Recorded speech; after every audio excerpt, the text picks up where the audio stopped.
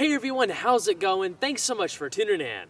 For today's video, we'll be taking an up-close and personal, in-depth look with this very unique custom Ford Focus ST. This particular example is a 2015 model. I'll also cover the differences between 2015 and 2016, but what makes it so unique is it features a ton of new performance upgrades that are available through Ford Performance. This thing's an absolute blast. As always, this will be an in-depth review of the Focus ST. We'll start it up, show the engine, get an exhaust clip, go over the performance data, take it on a thorough road test, and show you many of the unique aspects throughout the interior as well as exterior. So without further ado, let's go ahead and hop on in, start it up, let it run.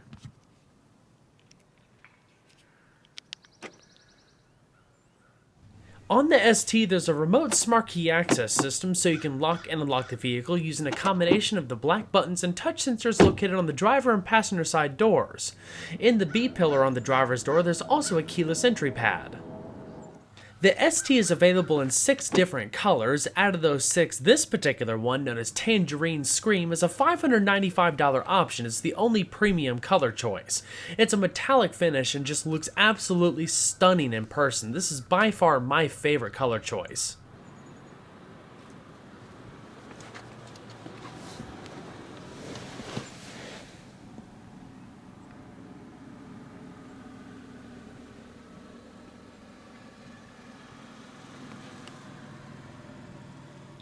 To start, all you have to do is just make sure you have the key fob within the interior, then simply put your foot on the brake and clutch, and hit the dash mounted button to go.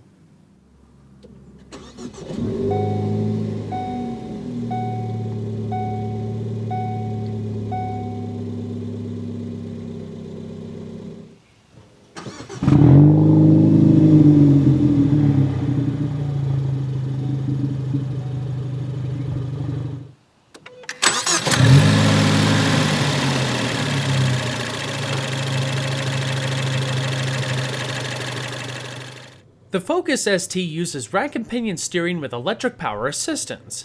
It's been tweaked and revised to handle the car's extra power while giving it an extra degree of control and steering response over your standard Focus. One of the main differences is the ST's variable steering ratio.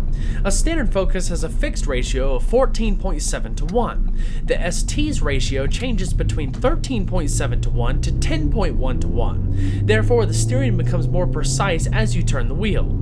The ST also receives updated suspension geometry and components such as a shorter steering arm. The latter is the primary reason for the ST's quicker steering. The standard Focus already had pretty good steering, but the ST is simply more responsive and engaging. Ford also stated that the steering was revised further for 2015 to deliver greater feel. Adding the shorter steering arm reduced the amount of turns to lock from 2.6 to just 1.8. Part of this is also to ensure clearance for the new components. While this makes the car a blast to toss through the corners, the front suspension doesn't have quite the same range of side-to-side steering motion. The standard Focus has a turning circle of 36 feet, the ST is 39.4 feet. A small price to pay for the added capability if you ask me. Of course, there's more to the ST's underpinnings, but we'll discuss all of that later in the video. The new 3-spoke multifunction steering wheel was introduced for 2015, featuring a flat bottom design for extra leg clearance, large grip bolsters, and comfortable thumb rests. It's wrapped in leather with perforations across the sides and ST badging in the bottom. The ST is not offered with any form of sport mode, just a close ratio 6-speed manual transmission. It's simple and endlessly entertaining. Power is sent to the front wheels, no automatic is offered. Our tester features an optional short throw shifter that's available through Ford Performance. The clutch was weighted nicely and displayed excellent feedback. It was easy to modulate and time rev matches perfectly. The shifter itself is especially fun, delivering pretty good feedback itself that felt tight and precise as you rode through the gate. With having a pretty healthy amount of power being sent to the front, torque steer is an obvious concern. Therefore, to help the car rotate through tight corners and mitigate torque steer, the ST comes standard with a brake-based torque vectoring system that sends torque between the front wheels as needed for greater control. On top of that, our tester was also equipped with the optional Quaife ATB helical limited slip differential. Unfortunately, I didn't have a stock ST to compare it to, but I was thoroughly impressed with this setup. I never noticed any torque steer that was worth mentioning, regardless of whether I was going through a corner or running down the drag strip. The car remained well controlled, and I would imagine is probably one of the most beneficial upgrades here when it comes to significantly improving the car's overall dynamics and handling limit.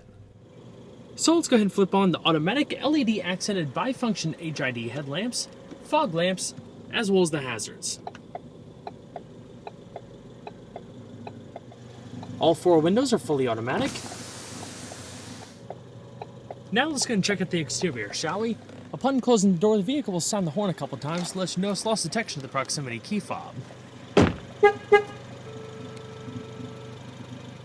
The Ford Focus ST was first introduced to our market back in 2013, but it's been for sale across various international markets since the early 2000s. Similar in concept to the Volkswagen Golf GTI and Mini Cooper John Cooper Works, the ST is a hopped-up version of the standard Focus that delivers an exhilarating driving experience while maintaining an impressive degree of practicality. During the week I spent with this example, I thought it was quite the well-rounded package. The build quality was top-notch, it was pretty comfortable, and served as a wonderful daily driver. For those who desire to take the ST's capabilities to a higher level with an added degree of personality, will certainly want to look into the wealth of a la carte factory-backed performance upgrades that, as of 2015, are now offered through Ford Performance. If you add everything up, all of the parts equipped on our tester totaled around $5,100. The big ticket items include the Mountune MP275 performance upgrade, the limited slip differential, and the catback exhaust. For a full list of the available parts and price breakdown, see the description box below. It's not often that I get to test out cars that have been modern and tuned, so I was quite excited to experience all of this firsthand. I like cars that are unique and different, so this was right up my alley. While opting for everything you see here certainly isn't cheap, it completely transforms the car's dynamic properties, not just aesthetics. The only thing to keep in mind is that with the 350 horsepower all-wheel drive Focus RS now on sale, it might not make sense to opt for the whole kit unless you went for the entry model ST and built it up from there. Otherwise, for what you'd spend on our tester, you could get an entry-level RS for roughly the same price.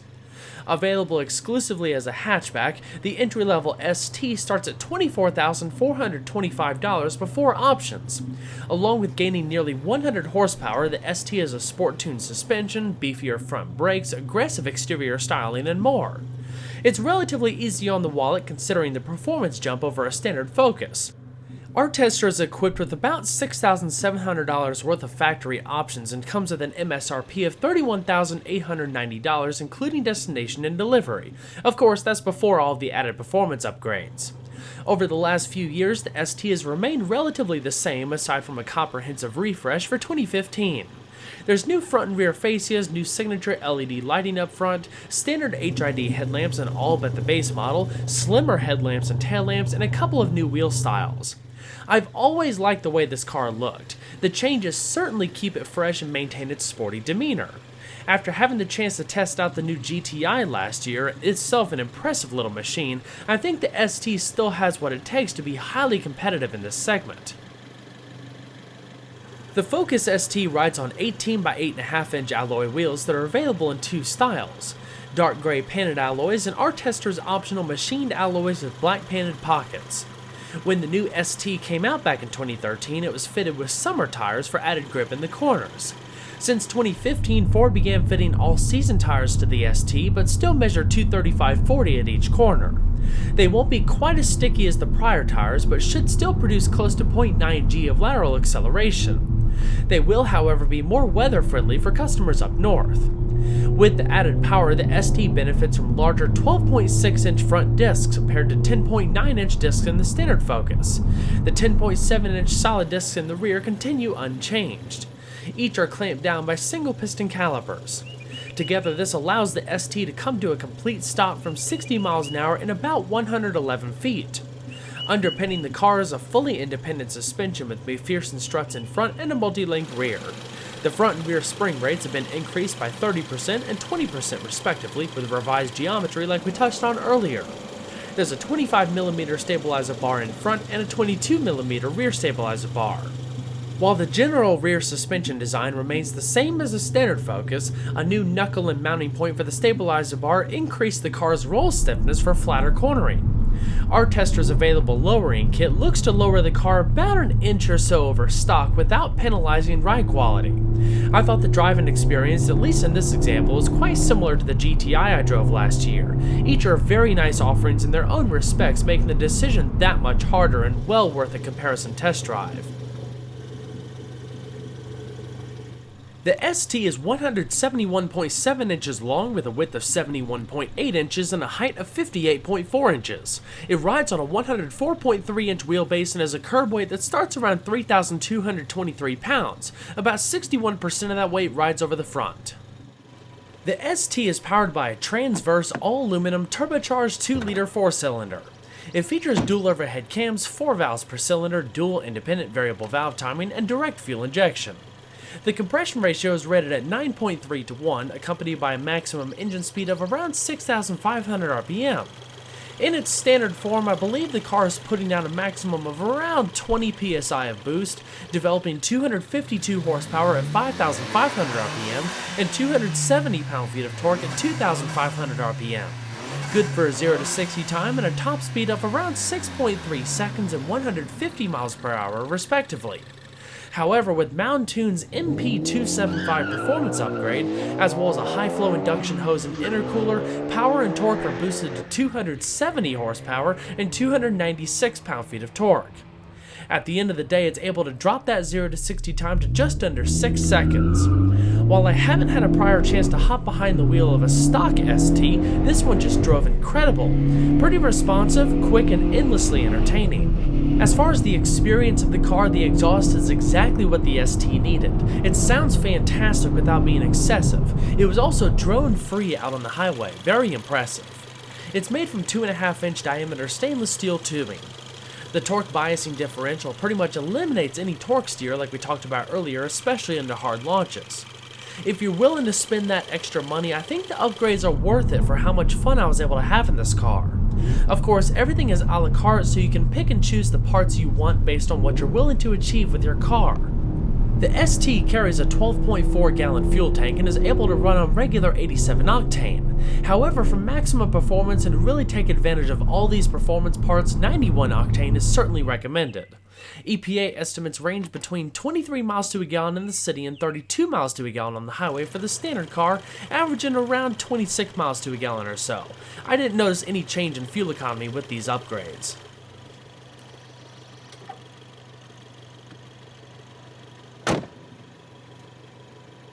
Inside, especially in higher spec trim levels, the Focus has great build quality for the segment. The majority of surfaces up front, including portions of the door panels and dash, are covered in soft touch material, while everything else in general has a pretty solid feel to it. The satin bright work gives it an upscale appearance and complements the ST's aluminum tread plates and pedals nicely. A handful of updates for the 2015 model include revised front door storage, a new center console and media bin, and a revised center stack with improved climate controls. Nothing else really changed between 2015 and 2016, aside from the renaming of equipment packages. Therefore, instead of them being referred to as ST1, ST2, and ST3, they're now 400A, 401A, and 402A. For the remainder of this segment, we'll focus on the new nomenclature. There's a generous amount of passenger and storage space with excellent ergonomics and a variety of optional features and amenities to choose from.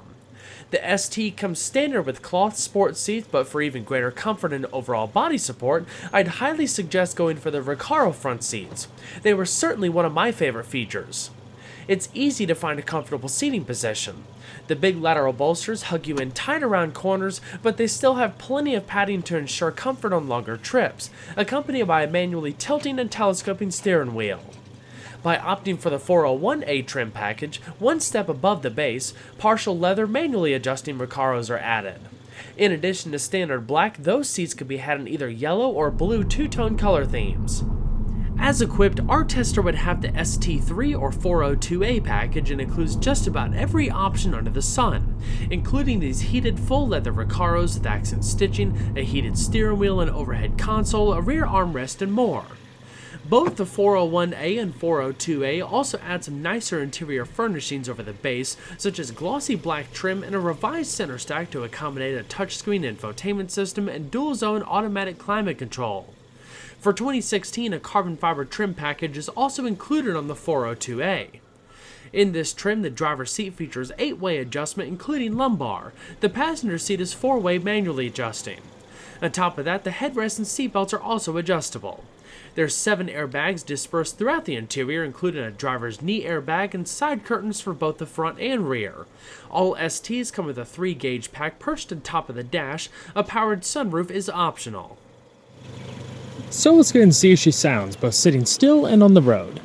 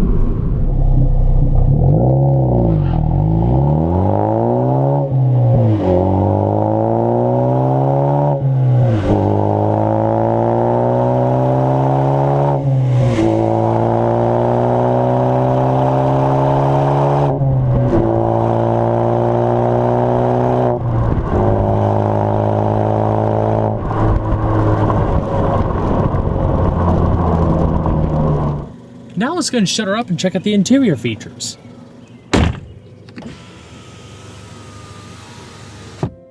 Our tester is equipped with the optional 10-speaker 355-watt Sony audio system and My Ford Touch with sync voice activation. It's routed through an 8-inch touchscreen in the dash. While everything is primarily controlled through the screen, there's some redundant audio controls in the center stack. While My Ford Touch has certainly improved over the years, Ford has replaced it for the 2016 model year with the all-new Sync 3 system. I haven't had extensive time with it yet, but from brief experience I can certainly say it's quite a step up as far as ease of use and reducing the learning curve. We've covered My Ford Touch in prior videos, but the general layout is quadrant-based and is packed with cool features. In addition to navigation and Bluetooth connectivity, there's satellite radio, HD radio, traffic and weather, and so much more.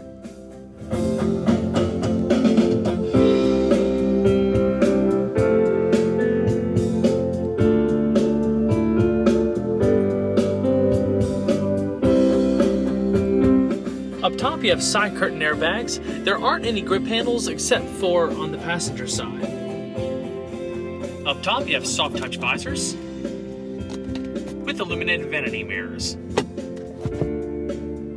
The rearview mirror is manually dimming, while in the top stack you have a padded sunglass container, LED reading lamps, controls to the automatic sunroof, hands-free Bluetooth microphone, and your interior ambient illumination controls. This one right here adjusts the brightness, and this one you can cycle through the different colors.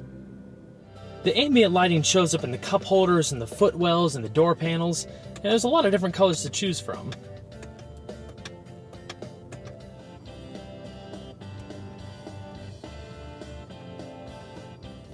Up in the top of the dash, all STs come with a little gauge pack, including your oil temperature, oil pressure, and a turbo boost gauge. Continuing down the center stack, you have two large air vents, flanking either side of the basic radio controls and in-dash CD player. In the very bottom, you have a standard dual-zone electronic automatic climate control system. Temperature to either side, fan speed here, different zones, front and rear defrost, as well as 3-stage heated seats for both the driver and passenger. In the very bottom, you have your traction control, heated steering wheel activation, small bit of storage, 12-volt power outlet, and a USB port. Continuing on back, very roomy console, doesn't come up too much into the interior. You have two cup holders, again illuminated with the ambient lighting, mechanical parking brake, and a padded center console. There's a modest amount of space, a removable tray right here, but inside you have another 12-volt power outlet, auxiliary, USB integration, and an SD card slot. As far as the steering wheel, on the right hand side you have your radio controls, hands-free telephone, and voice commands. Please say a command. Help. Main menu. Say a device name, like phone, navigation, climate, USB, CD, or radio, to get help with the specific device. To the left hand side you have cruise control and the little arrow pad that corresponds to the driver information system that shows up in the middle of the instrument cluster. You have information, settings, and two trip computers.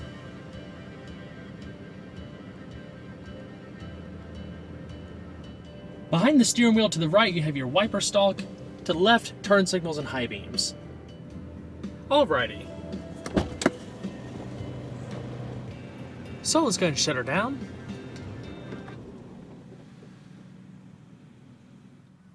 Now we'll go ahead and hop in the back seat and check out overall space and amenities.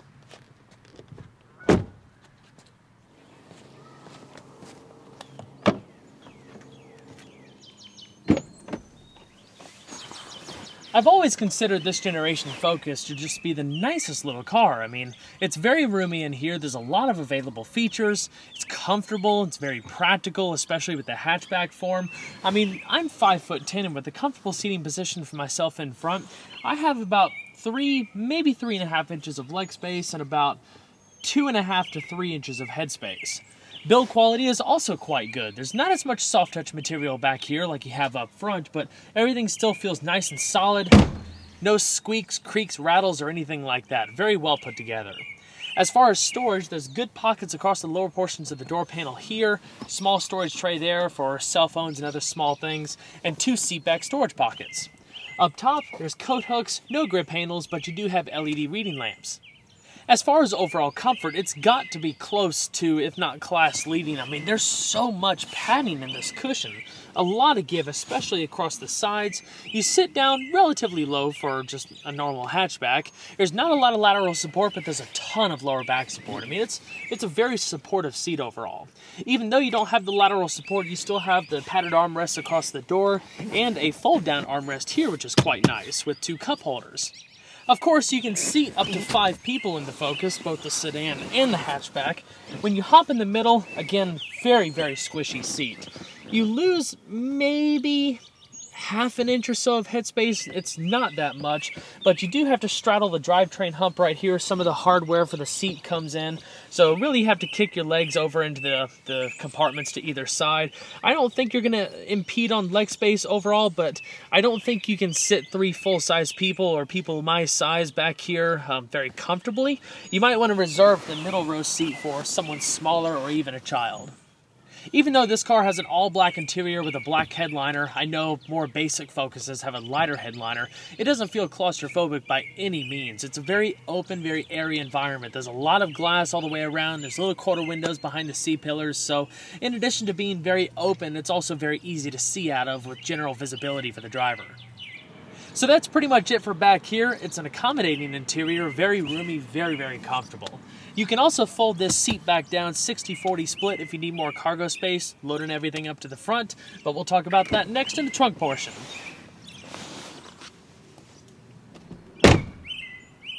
Generally speaking, the biggest advantage that the Focus hatchback has over the sedan is cargo space.